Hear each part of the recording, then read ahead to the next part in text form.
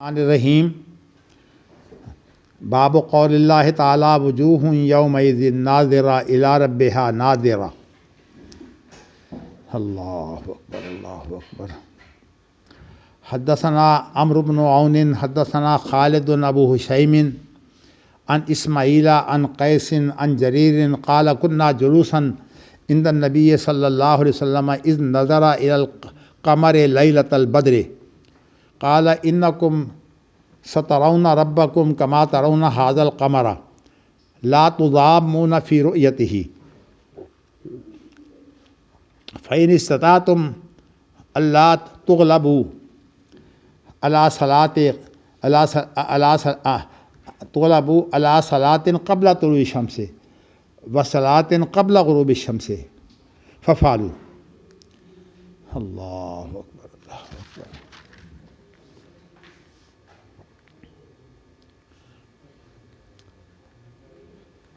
हद्दसना यूसुफ़ इब्न मूसा हद्दसना आसिम इब्न यूसुफ़ अल-जरबूई जी हद्दसना अबू शिहाब अन इस्माईल इब्न अबी खालिद अन कैस इब्न अबी हाज़िम अन Jarir इब्न अब्दुल्लाह क़ाल क़ाल नबी सल्लल्लाहु अलैहि वसल्लम इन्नकुम सतरौना रब्बकुम इयानन। हद्दसना अब्दत इब्न अब्दुल्लाह हद्दसना हुसैन अल-जोफ़ी अन ज़ाइदता हद्दसना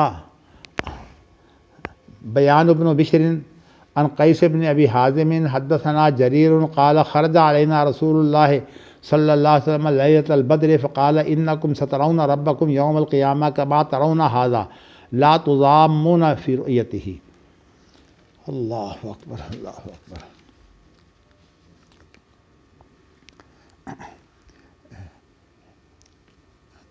ये अल्लाह का शुक्र है कि मैं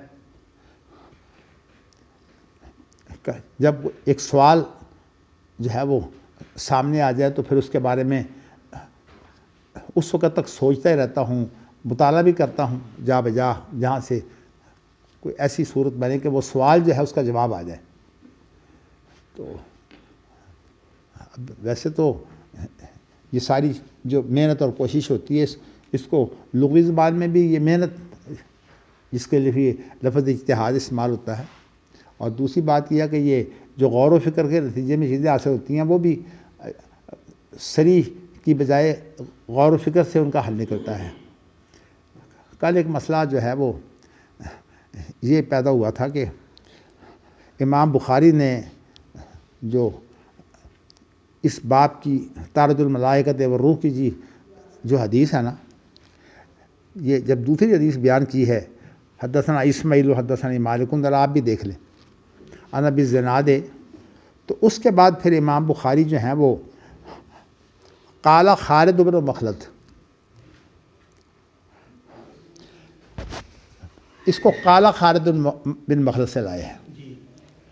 और उसके बाद फिर अगरचे इन्होंने उस हदीस के अंदर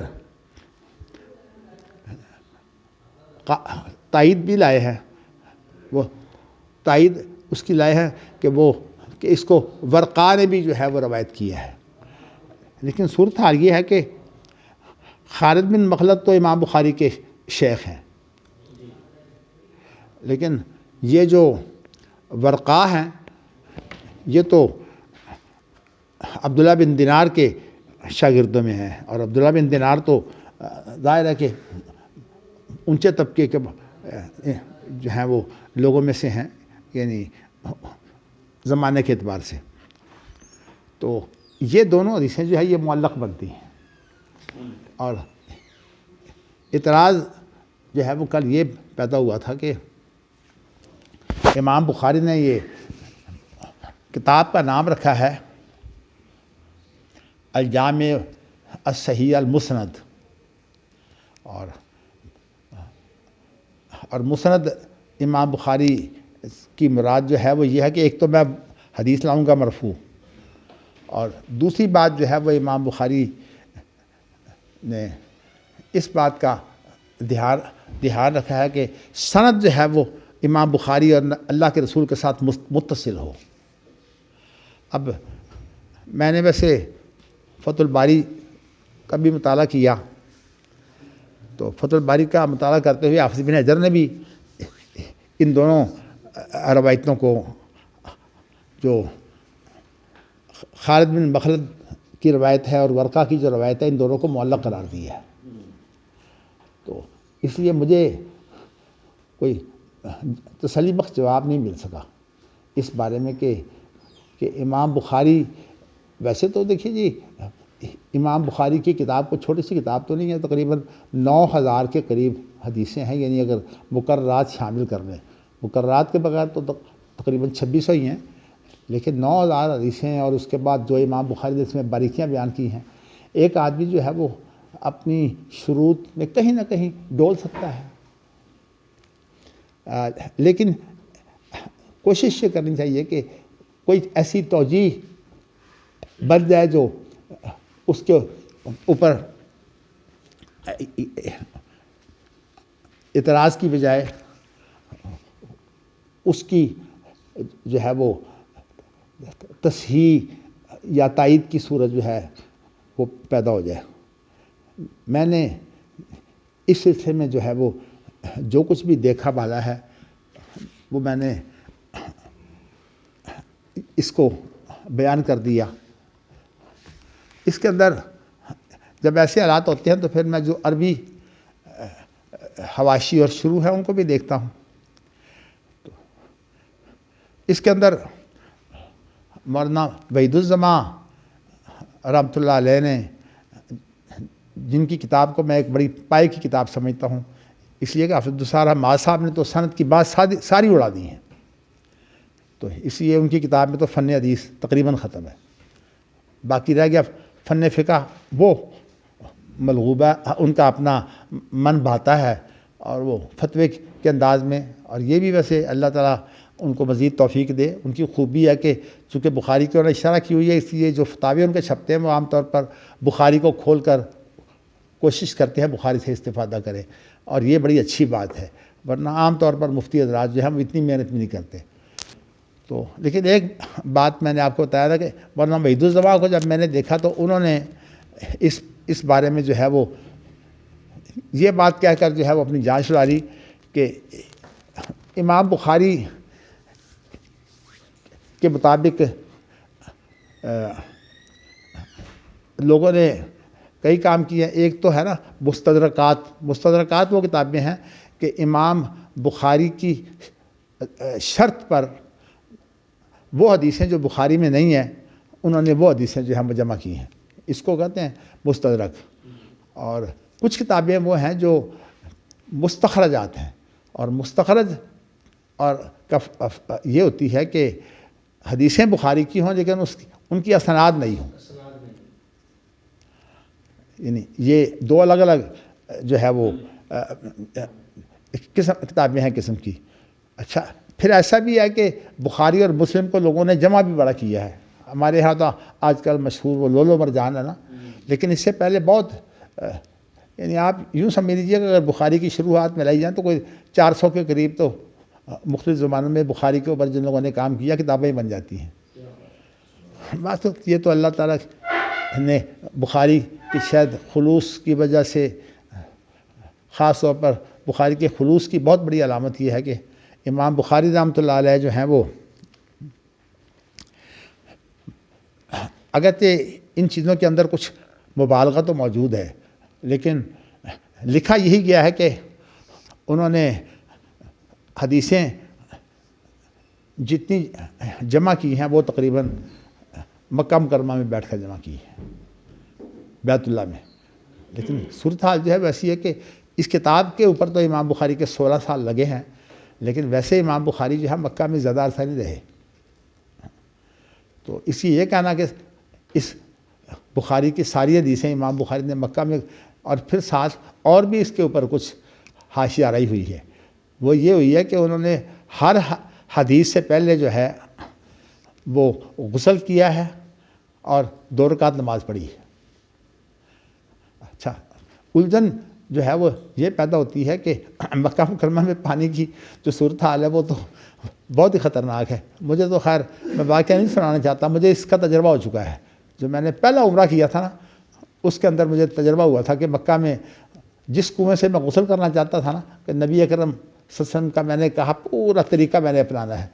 तो मैं सारी रात जो है वो घूमता रहा और मुझे वो कुआं मिल गया जिसमें आपने गुस्ल किया था।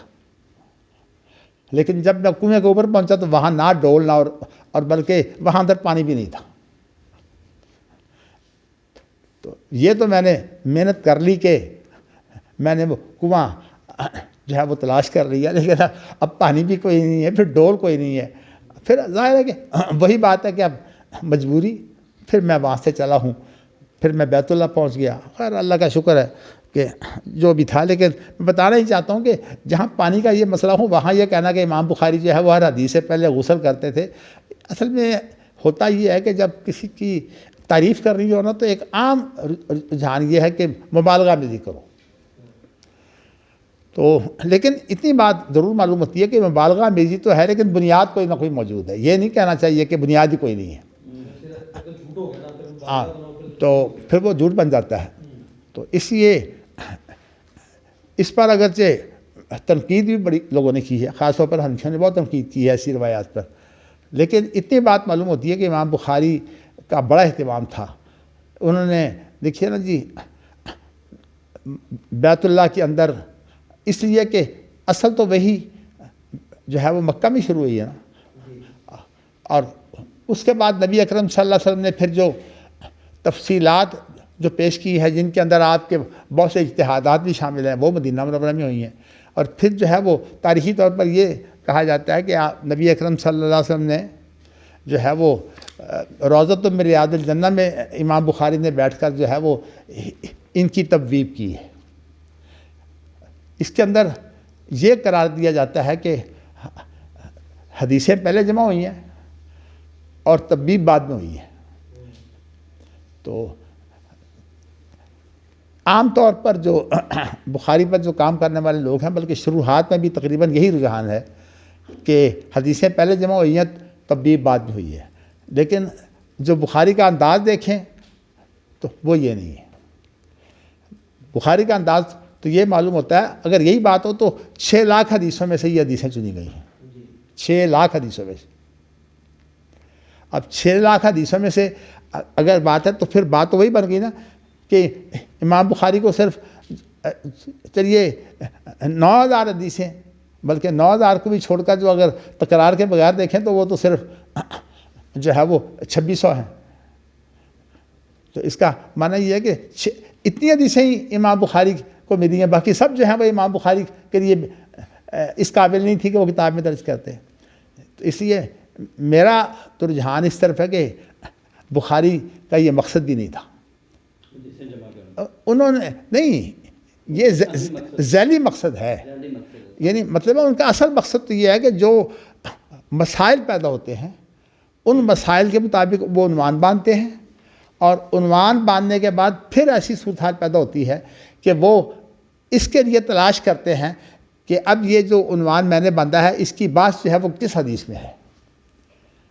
तो आप देखिए अल्फाज तक की जो जितनी इमाम बुखारी की सूरत हाल पैदा हो रही है वो यही है। तब वो सही तरीन हदीस का इंतखाब कर लेते हैं। या वे कहते हैं यहाँ ज़ाहिरी तौर पर वो लफ्ज़ मिले ना मिले या मानवी तौर पर मिल जाए, जैसे कि मैं आपको गहे बगहे बताता रहता हूँ, तो ये तो इमाम बुखारी के तरीके मौजूद हैं। दूसरी बात ये है कि आप देखते हैं कि एक हदीस को नकल करने के बाद फिर उसके बाद उसकी मुताबात कितनी लाते हैं। मुताबात का मकसद मैंने आपको कल बताया था कि उसका असल मकसद ये है कि जब हदीसों की तायीद हो जाए तो फिर वो हदीसें जो है वो शोहरत पा जाती हैं, और ये जो शोहरत है ना ये फ़िक़ही तौर पर इसकी अहमियत है। अब तो मुक़ल्लिदीन ने तो शोहरत के माने और कर लिया है ना, उनके तो कर लिए कि जो चीज़ अवाम में मशहूर हो, अवाम में मशहूर हो, खा वो कितनी भी फजूल किस्म की क्यों ना हो। तो मैं अपने इस रुझान के मुताबिक कि इमाम बुखारी जब उन्वान कायम करते थे तो उसके बाद हदीसें लाते थे।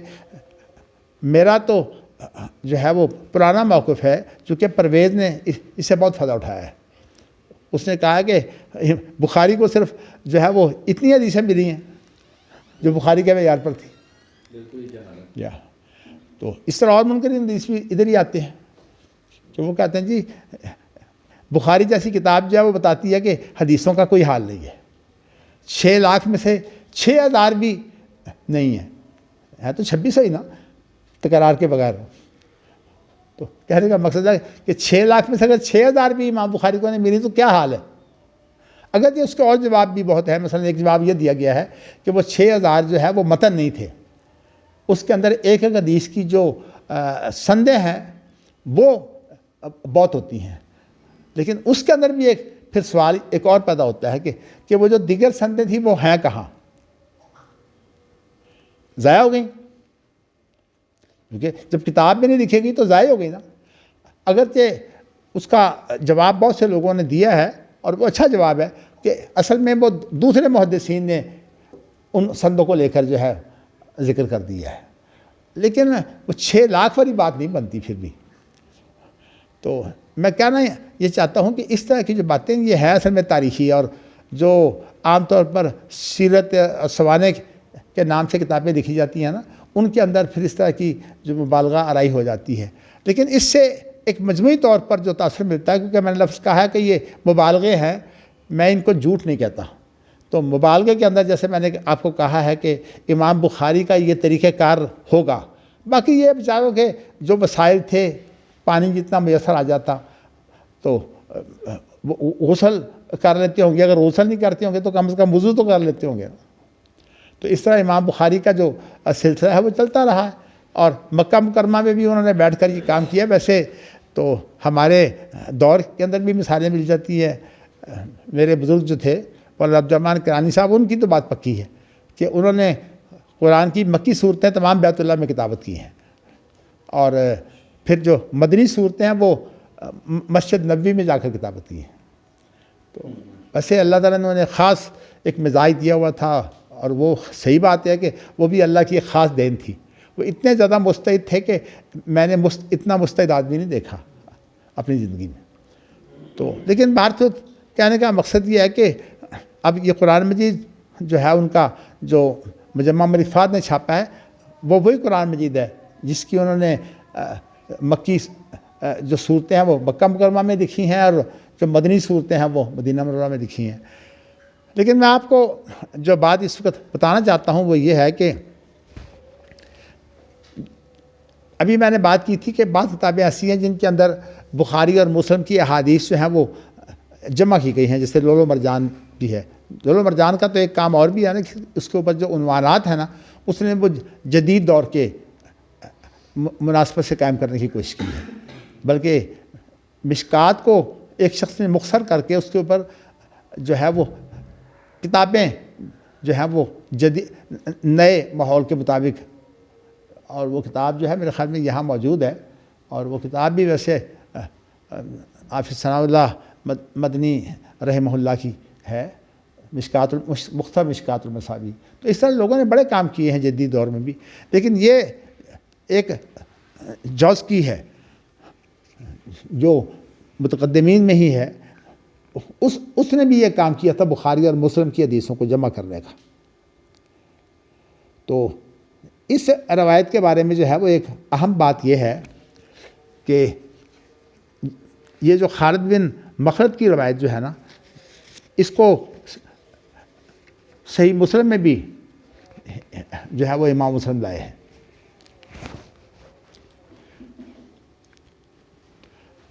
और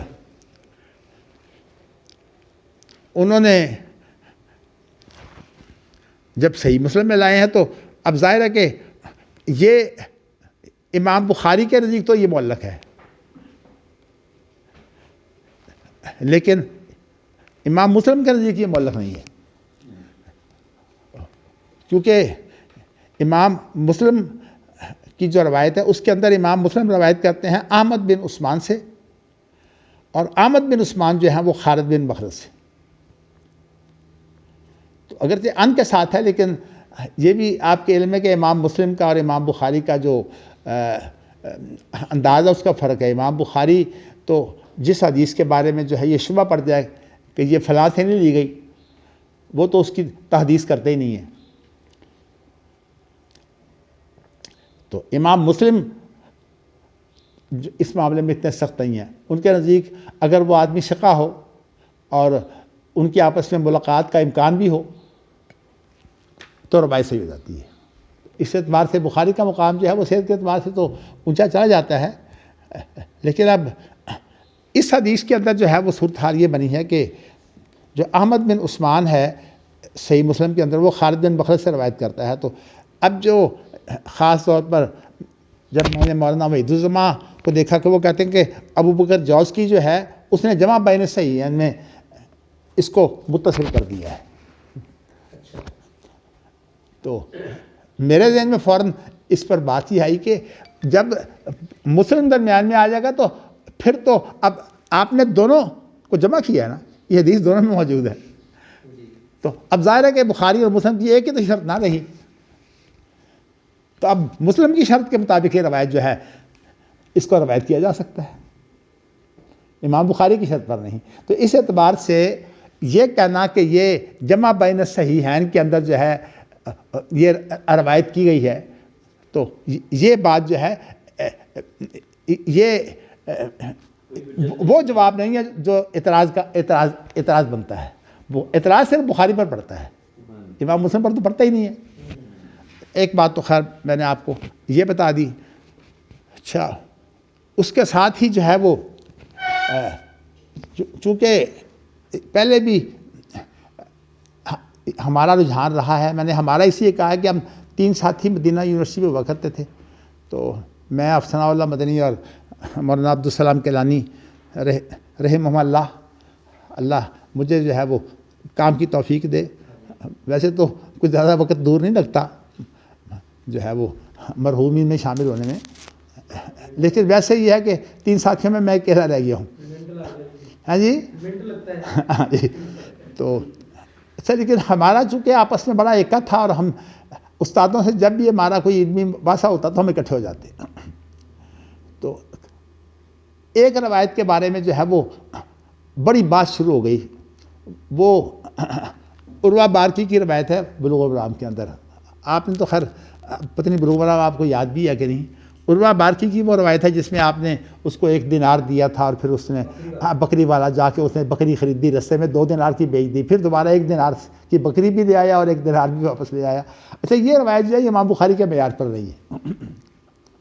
अच्छा, अब इब्न हजर ने इसको समझ लिया है, क्योंकि इब्न हजर की साफ ही बात है कि फतहुल बारी का मुताला करें तो अंदाज़ा होता है कि वाकई मामूली मेहनत नहीं हुई, इस पर बहुत ज़्यादा मेहनत की है इब्न हजर ने। और ख़ास तौर पर जो है ना फ़न हदीस के मुताबिक, चूँकि फ़न हदीस का वो ख़ास आदमी था, तो इस एतबार से फ़न हदीस की बहुत मेहनत इसने की है। हाँ जी, जी हाँ। इसीलिए तो किसी ने कहा था ना कि जब किसी ने कहा ना कि आप जो है वो शरह कर दें, तो उसने कहा था ला हिजरत बादल फत।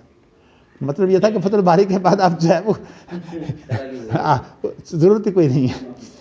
चलिए, लेकिन ये जवाब जो है ना वहीदुज़्ज़मा वाला, उन्होंने तो खैर मुख्तसर सा हाशिए में लिखा है, लेकिन ये जवाब मैंने देखा कि ये शाफी नहीं है, इसलिए कि मुस्लिम और बुखारी को जमा कर दें तो मुस्लिम की शर्त पर तो ये रवायत मौजूद है। अब सवाल असल में यही पैदा होता है कि इमाम बुखारी ने इसको रवायत नहीं किया, क्योंकि अगर रवायत करते तो फिर वो मुसनद होती, उसके अंदर इत्तिसाल होना चाहिए था।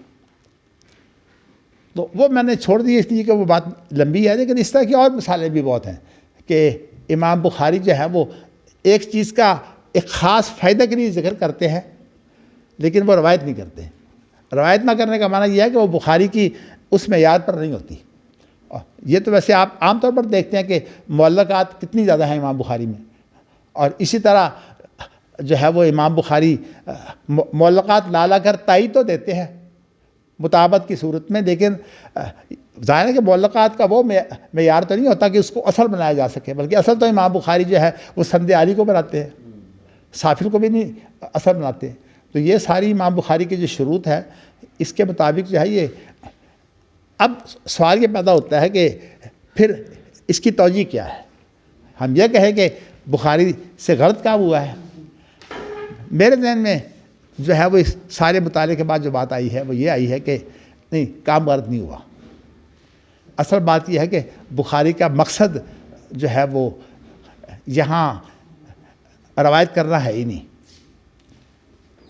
इमाम बुखारी का मकसद ही और है इसको लाने से।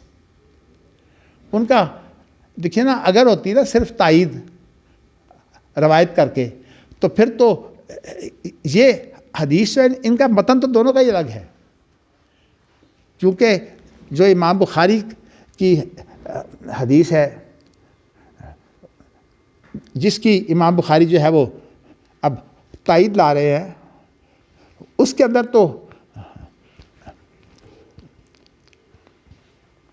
एक मिनट, वो तो वही हदीस है जिसके अंदर नबी अकरम सल्लल्लाहु अलैहि वसल्लम ने 7 आदमियों को जो है वो डली तकसीम की थी। तो उसके बाद है ना कि नहीं, ये उस रवायत के बारे में नहीं है, ये और रवायत है, वो मुझे लफ्ज़ खालस से मुगालता हो गया। वो हदीस जो है उसके अंदर ये है कि जिसने, पहली हदीस तो ये है कि सुबह और असर के वक़्त जो है वो फरिश्ते जो है वो नमाज़ों में हमारे साथ शरीक होते हैं। अच्छा, उसके बाद तायद जो ला रहे हैं वो इस हदीस की तायद नहीं ला रहे, बल्कि वो इस मसले को पक्का कर रहे हैं कि अगर इंसान जो है वो नेक नीति के साथ जो है वो हलाल कमाई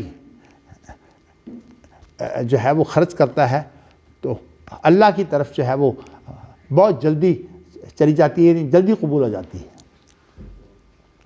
तो कहने का मकसद ये है कि जब ये हदीस ही नहीं है इन मानों में कि ये वो मतन ही नहीं है जो पहला मतन है, तो इसका फिर माना ये हुआ कि ये हकीकत में सिर्फ मसले की तायद हुई है, मतन की तायद नहीं है। तो इसलिए यहाँ जो है वो सिर्फ वो वजह नहीं बनती जो मुअल्लकात में आम वजह होती है। जो मेरे जहन में जो बात आई है, बाकी वल्लाहु आलम बिस्सवाब, साफ सी बात यह है कि ये सोच विचार का नतीजा है किताबों के मुताले के बाद, वो ये बात आई है कि असल में इमाम बुखारी यहाँ जो है वो मसले की तायद दे रहे हैं, और मसले की तायद जो है ये असल में इज्तिहादी और फ़िक़ही मसला है। आपने अपने नुक्ते नज़र के मुताबिक ही नतीजा निकाला। जाहिर है कि ये असल में मसले की तायद तो मौजूद है, लेकिन मतन की तायद नहीं है। यानी फ़न हदीस का मसला तो फिर होता है जब ये मतन की तायद होती है।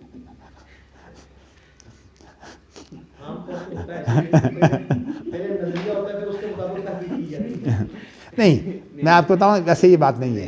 ये अल्लाह का शुक्र है कि मैं इन लोगों में शामिल नहीं हूँ। बाकी देखिए जी, कोई आदमी मासूम नहीं है, कमज़ोरियाँ तो बड़ी पैदा होती हैं। लेकिन एक बात ज़रूर है कि अल्लाह ने जो मेरा रुझान दिया हुआ है ना गौर व फ़िक्र का, उस रुझान के मुताबिक तो अब देखिए ना, वो जो उर्वा बारकी वाली हदीस है उसमें भी मैं ही पेश था। अब सनाउल्लाह और मरियम तो मेरे साथ थे, इसलिए कि उनके अंदर इतना इत्मीनान नहीं था जितना मेरा था। जो कि मैं तो आपको बता चुका हूँ कि मेरा मदीना मुनव्वरा में हुआ है। मैं तो इल्म पढ़ने के बाद फिर पढ़ा भी चुका था और अब्दुल्ला साहब रोपड़ी की निगरानी में पढ़ा चुका था, इसलिए मुझे तो बड़ा इत्मीनान था अपने इल्म पर। जी, और हाफिज़ सनाउल्लाह मरियम जो थे उनका मिजाज भी तालिब इल्म माना था, इसलिए कि तो उन्होंने उनका मिजाज तो उस वक्त बना है जबकि वो उस्ताद बने हैं मदीना यूनिवर्सिटी से फ़ारग होने के बाद। तो इसलिए मेरा और उनका जो है वो इत्मीनान का और मिजाज का भी फ़र्क था। तो इसलिए आगे मैं जब हो जाता तो फिर वो मेरे पीछे लग जाते। तो उस वक़्त जब फिर हमने शेख हम्माद अंसारी से ख़ास तौर पर जब इस मामले में जो है वो काफ़ी बात हुई, तो शेख हम्माद अंसारी जो है इन्होंने इतना खुशी का इजहार किया कि एक तो हमारी बड़ी तारीफ़ की और कहा कि अस्तफ़ीदु मिनहुम अक्सर मिम्मा यस्तफ़ीदूना मिन्नी, कि मैं इनसे इतना फ़ायदा उठाता हूँ कि ये लोग जो है वो मुझसे इतना फ़ायदा नहीं उठाते। तो मौलाना अब्दुलगफ्फार हसन भी चूँकि शरीक थे मजलिस में, तो उन्होंने कहा कि कई फ़ला वहुम तलामिज़ा तुम मुहद्दिस कबीर मुहद्दिस हाफ़िज़ुल्लाह रोबरी, इस तरह उन्होंने बात करके तो उन्होंने हम तायद कर दी। तो बड़ी खुशी हुई कि देखो ये उस्ताद हमारी किस तरह तारीफ़ कर रहे हैं। लेकिन मैं वैसे आपको ये बताना चाहता हूँ कि ये अल्लाह का शुक्र है कि जब हम तीन इकट्ठे हो जाते हैं तो मेरा चूँकि रुझान हमेशा जाता था गहराई की तरफ, तो इसलिए हाफिज़ सनाउल्लाह साहब की याददाश्त अच्छी थी। मौलाना अब्दुल सलाम वैसे नुक्ता रस बहुत थे, अजीब नुक्ता रस थे। वैसे उनका रुझान जो है वो ज़्यादा परहेज़गारी की तरफ भी था। मैं इसलिए कहा करता हूँ कि तज़किया नफ्स के अंदर वो अल्हम्दुलिल्लाह हमसे ज़्यादा थे।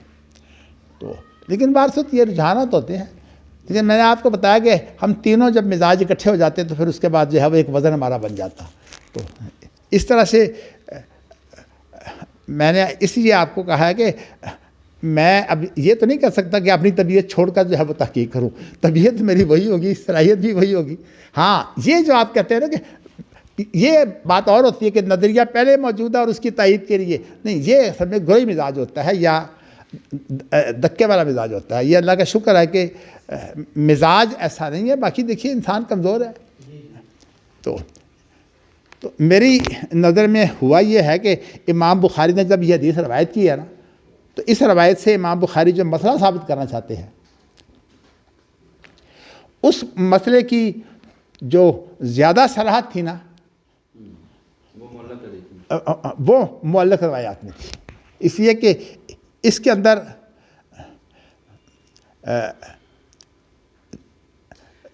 इस बात की अगर पहली हदीस में भी ये है कि वो नमाज़ें पढ़ने के बाद जब अल्लाह के पास जाते हैं तो अल्लाह उनसे पूछते हैं कि लोगों को कैसे छोड़ा है। तो उन्होंने कहा कि जब गए थे उस वक्त भी वो नमाज़ें पढ़ रहे थे और जब हम वहाँ से आए हैं तो उस वक्त भी नमाज़ पढ़ के आए हैं।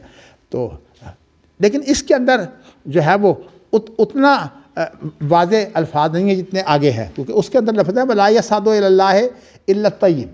ये तो बिल्कुल वही चीज़ है ना कि इलैहि यसादुल कलिमुत तय्यब।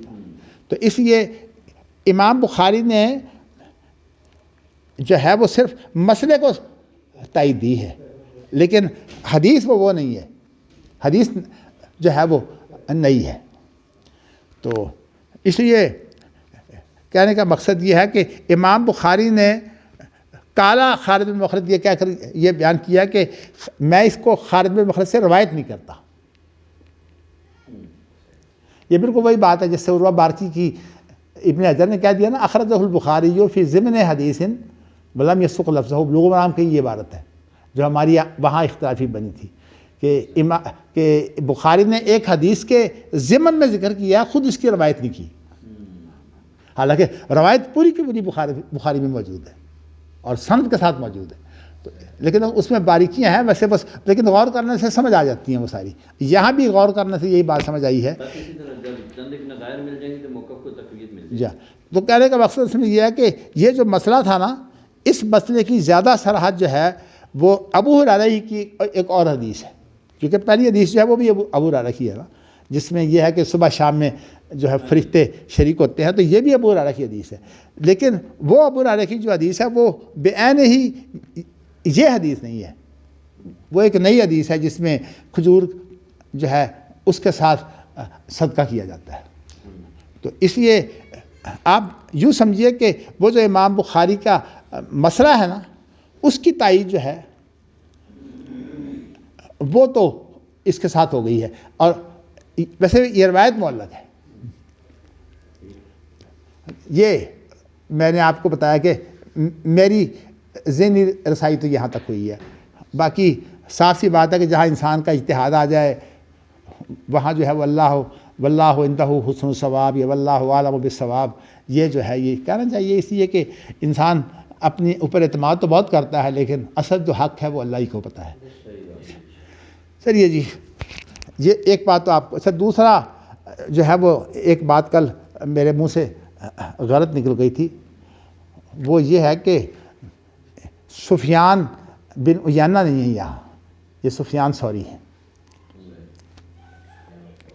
और सुफियान सौरी के वालिद का नाम है सईद, मुझे नाम पे से याद था अब भूल गया, लेकिन ये सुफियान सौरी मुराद है। तो इन्होंने अपने बाप से रवायत की है ना, तो मुराद इससे वही है सईद जिनका नाम है। तो वैसे मैंने आपको बताया कि ये जो मैंने ख़ास तौर पर तौजीह पेश की है ना खालिद बिन मखलद वाली जो बात है उसकी, तो इसके बारे में इब्न हजर की जब मैंने देखता हूँ तो उन्होंने सनद के बहुत से इख्तलाफात जो है उस पर बड़ी अच्छी बात की है। कहते हैं कि अगर आप ये सनद देखिए तो जा बजा सनदें अलग हैं, चूँकि सनदें अलग हैं इसलिए कोई फ़र्क नहीं पड़ता। यानी कहीं जो है वो तो सनद का जो निचला हिस्सा है ना जी, अब्दुल्ला बिन दिनार से, कहीं रावियों की वहाँ कमी बेशी है या इख्तलाफात हैं। इसी तरह जो सनद का ऊपर का हिस्सा है अब्दुल्ला बिन दिनार से ऊपर, वहाँ जो है वो किसी में जो है वो अबू सालेह है, किसी ये नहीं कोई फ़र्क है, ये मतलब संदेह अलग हैं। तो वो इब्न हजर की सारी बात है। तो मैंने इसलिए आपको बतानी मुनासिब नहीं समझी कि वो हमारा इस वक्त मौजू नहीं है। आप जो हमारी उलझन थी वो वही सवाल था जो कल पैदा हुआ था। चलिए दूसरी बात मैंने आपको सईद बिन मसरूक, हाँ चलिए जज़ाकुमुल्लाह। अच्छा जी, अब नई जो हदीस है उसके बारे में कुछ गुफ्तगू सुन लें। अब देखिए ना, मैं अपनी सेहत बहुत ज़्यादा मुतासर होने के बावजूद जो है वो जब मुझे कोई चीज़ पेश आ जाती है तो मुझे चैन नहीं आता जब तक मैं उसकी कोई तहकीक करके कोई अपने आप किसी बात पर ना पहुंच जाऊं। इसलिए इसके साथ साथ जो है वो मेरी ये सूरत हाल है कि मैं बहुत ज़्यादा हसास हूँ, मुझसे जो है वो लापरवाही बर्दाश्त नहीं होती। तो इस वजह से जब मैं देखता हूँ ना कि अब ये गायब हैं तो मुझे बड़ी तकलीफ़ पहुँचती है। मैंने देखा है कि वैसे माशाल्लाह अनस पढ़ाते हैं ना रात को, तो एक आदमी भी आया हो ना तो वो सबक पढ़ा देते हैं, लेकिन मेरी सूरत ये नहीं है। मैं कोशिश करता हूँ ज़्यादा से ज़्यादा हाज़िरी हो, और जब हाज़िरी जो है वो कम हो तो फिर मेरा पढ़ाने को दिल ही नहीं करता। बस ये मिजाज का फ़र्क होता है, और उसकी वजह ये भी है कि मैं हसास ज़्यादा हूँ। तो चलिए जी, ये तो खैर अल्लाह ताला ने जहाँ ये चीज़ें रखी होती हैं, कुछ खूबियों की धात कमज़ोरियाँ भी होती हैं इंसानों की। चलिए जी, अब हम आगे बढ़ते हैं। अब नया बाब जो आया है वो ये आया है कि क़यामत के दिन कुछ तरोताज़ा चेहरे होंगे और वो अपने रब को देख रहे होंगे। नादरा जो पहला है इसके तरोताज़ा, नज़र अल्लाह उमरान जान, अल्लाह से सबद शादाब करे। तो नादरा जो अगला है वो ज़ोए के साथ है, वो अल्लाह की तरफ देख रहे होंगे। यहाँ नादरा का लफ्ज़ है जो है वो सिर्फ देखना मुराद नहीं है। नादरा उसको बोलते हैं जो गौर से देखे, इसीलिए इसके माने गौर वफ़ी है नज़र। तो माना यह है कि अल्लाह की तरफ देखेंगे और भरपूर लुत्फ़ उठाएंगे, यानी अल्लाह ताला की एक एक चीज़ को देख कर। ज़ाहिर है कि जब इतनी हसीन शख्सियत हो जिसका हम तो हुस्न बयान ही नहीं कर सकते, तो अब उसके देखने की बारी हो। वैसे तो हदीसों में आता है कि जन्नती जन्नत की तमाम नेमतें भूल जाएंगे। हैरत और इस्तेजाब के समंदर में गरक हो जाए। नहीं, हैरत तो इस्तेजाब नहीं है वो ये हैरत नहीं है। जैसे नहीं, वैसे तो ये शायरी मुझे पसंद नहीं है, लेकिन एक शेर ऐसा है जो मुझे आता है। मुझे अक्सर तो शेर ही नहीं आते। वो किसी ने कहा था कि किसी की सूरत पे जो होते हैं शायदा, किसी की सूरत में जो होते हैं शायदा, आखिर वो रंजो अलम देखते हैं। वो उसने कहा ना, वो जो माशूका थी उसने कहा कि जो शक्लें देख कर जो है किसी के पीछे पड़ते हैं ना, वो उनको मिलता कुछ नहीं, वो रांझी देखते हैं। तो उसने क्या जवाब दिया था, ना तुझसे गरज है ना सूरत पे तेरी, मुसव्विर का हम तो कलम देखते हैं। तो यहाँ जो है वो मुसव्विर का कलम का माना पता क्या है कि मतलब ये कि अल्लाह को देखने का ये माना नहीं कि चलते चलते देख लिया। हम चांद को देखते हैं चलते चलते, इसलिए मिसाल तो चांद की दी है, लेकिन चांद में हम गौर नहीं करते। अगर चांद में आप गौर करें तो वो किसी ने कहा कि अल्लाह के रसूल की तारीफ़ करते हुए शेर, तो खैर मैंने आपको पहले बताया मुझे नहीं आते, तो उसने यही कहा कि चांद कहूँ या कुछ और कहूँ, नहीं, चांद का तो चेहरा ही साफ नहीं, बल्कि कहते हैं चांद को अगर गौर से देखो तो उसमें यूँ मालूम होता है कि एक बुढ़िया जो है वो चरखा काट रही है। तो इसलिए मैं बताना ही चाहता हूँ कि अल्लाह की रोयत जो है वो ऐसे नहीं होगी। अल्लाह की रोयत के लिए कुरान में जितने लफ्ज़ बयान किए हैं ना, वो नाजरा है कि पूरे गौर व फिक्र से, जैसे कि इंसान जो है वो किसी के हुस्न में गौर व फिक्र करता है। हुस्न से मुतासर होकर भी हैरत आ जाती है। आप अपनी बात को सच्चा करने के लिए जो है वो अब हैरत की बातें करते हैं। यहाँ हैरत मराद नहीं है, यहाँ लुत्फ़ है। इसलिए कि ये जन्नत के अंदर जो है वो पूरा लुत्फ़ उठाने का हमें हक होगा। देखिए ना, यहाँ औरत जो है वो किसी मर्द को नहीं देख सकती। वैसे हम ये तो नहीं कहते अल्लाह मर्द है, लेकिन क़यामत के दिन जो है वो औरतों को भी जो है वो उसी तरह दीदार होगा जिस तरह मर्द करेंगे। वैसे उम्मे सलमा ने कहा था कि अल्लाह मर्द मालूम होता है, इसलिए कि कुरान मजीद में जितने भी अंदाज हैं वो सारे मर्दों के लिए आए हैं। तो इसी में आए तो तेरी थी बाज़ को में बाज़, कि हो तो तुम एक ही इंसान ही हो ना। चलिए जी, अब आगे चलते हैं हम। तर्जमा इसका ये है कि हम अल्लाह के रसूल के पास बैठे हुए थे कि आपने जो है वो जो चाँद था ना, 14वीं रात का चाँद, इसकी तरफ जो है वो आपने नज़र की। तो यहाँ भी लफ्ज़ नज़र लाए हैं। काला इन्नकुम सतरौना रब्बकुम कमा तरौना हाज़िल क़मर। तो नबी अकरम ने फरमाया कि तुम रब को इसी तरह देखोगे जैसे तुम इस चाँद को देख रहे हो, क्योंकि चाँद को और से देखने की भी ममानत कोई नहीं है। ये सिर्फ जो है वो गैर महरमों को जो है वो एक नज़र जो है वो गौर के बगैर वो माफ़ है, जो गौर वाली नज़र है वो मना है। इसीलिए कुरान मजीद ने लफ्ज़ बड़ा, देखिए कुरान के तो एक लफ्ज़ है ना, लफ्ज़ यग़ुज़्ज़ून इस्तेमाल किया है। और यग़ुज़्ज़ून गज़ इसको कहते हैं नज़रअंदाज करना, कहते हैं गज़े बसर, नज़रअंदाज करना। यानी मतलब यह है कि अगर एक मर्द की तरफ औरत की नज़र पड़ती है तो वो गौर से नहीं उसको देख सकती। इसीलिए अल्लाह के फरमाया था अफ़ाम यावाने अंतुमा। इसी तरह मर्द जो है औरत, अब जाहिर है कि औरत की तरफ नज़र पड़ गई है तो अब यह है कि गौर से देखना मना है। पहली नज़र माफ़ है, गौर वाली नज़र जो है वो माफ़ नहीं है। चलिए जी, उसके बाद लफ्ज़ है ला तुज़ामून फ़ी रुयतिही। असल में सूरज चाँद के ऊपर अगर कुछ लोग इकट्ठे होते हैं ना, तो उनका आपस में क्या होता है कि एक दूसरे के साथ वो इस तरह खरत मरत हो जाते हैं कि बसा औकात बच्चे हों या छोटे कद के हों, उनकी उलझन पैदा हो जाती है। आपने जो है वो ख़ास तौर पर जब अभी पहला दिन होता है ना, जिसको गुर्रा कहते हैं, पहला दिन जो चाँद होता है, तो आपको जो आगे खड़े होते हैं ना, बच्चे पीछे कहते हैं नहीं हमें आगे करो, फिर हम उनको जो है वो ऊपर उठाकर कहते हैं कि वो है। तो अल्लाह के रसूल ने फरमाया कि ऐसी बात नहीं होगी। यानी हर आदमी जो है भरपूर दिल के साथ जो है अपनी नज़र के साथ जो है वो अल्लाह का दीदार करेगा। ये हदीस के अल्फाज भी देखें कितने जामिउल कलम हैं।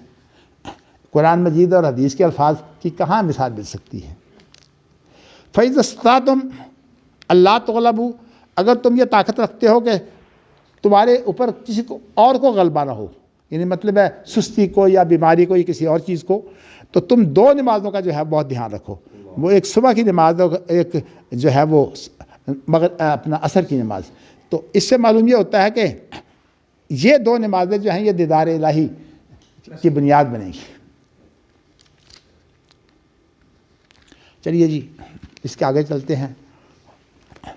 उसके बाद फिर जो अगली हदीस है वो ये है कि अल्लाह के रसूल ने फरमाया इन्नकुम सतरौना रब्बकुम इयानन, तुम जो है वो अल्लाह को देखोगे इयानन। नहीं, इयानन का मतलब होता है कि खुलेआम। देखिए ना, अल्लाह के आगे पर्दे हैं, वो पर्दे उनकी कैफियत भी हम नहीं पेश कर सकते। वो पर्दे जो है वो अज़मत के पर्दे हैं, किबरियाई के पर्दे हैं। वो यानी बाद फर रोशनी जो है वो इतनी ज़्यादा होती है कि आंखें जो है वो खेरा हो जाती हैं कि आप सूरज को देखिए दिन के अंदर, आप सूरज को नहीं देख सकते जी। तो इसलिए दूसरी हदीस के अंदर लफ्ज़ इयानन का रियाया है, ताइद है, मौजूद है। हद्दसना अब्दत बिन अब्दुल्लाह है, खैर हमने इबारत तो पढ़ ली है। तो जरीर बयान करते हैं कि हमारे ऊपर नबी अकरम सल्लल्लाहु अलैहि वसल्लम जो है ये जरीर जो है ये बजली हैं। तो हैं जी, अच्छा भी, तो ये बयान करते हैं कि नबी अकरम सल्लल्लाहु अलैहि वसल्लम का हमारे ऊपर जो है वो आना हुआ, यानी घर से निकल कर आए और उस वक़्त जो है वो 14वीं रात थी, जब चाँद बिल्कुल मुकम्मल होता है। तो फ़क़ाला इन्नकुम सतरौना रब्बकुम यौमल क़ियामा कमा तरौना हाज़ा, तो आपने फरमाया कि तुम रब को बिल्कुल इसी तरह क़यामत के दिन देखोगे जिस तरह आज तुम इस चाँद को देख रहे हो। ला तुज़ाम्मुना फ़ी रुयतिही, उस देखने में तुम आपस में गडमड नहीं होगे। ये गडमड का लफ्ज़ मैं इसलिए पंजाबी का लफ्ज़ ज़्यादा वाज़ेह है। चलिए जी, अल्लाह।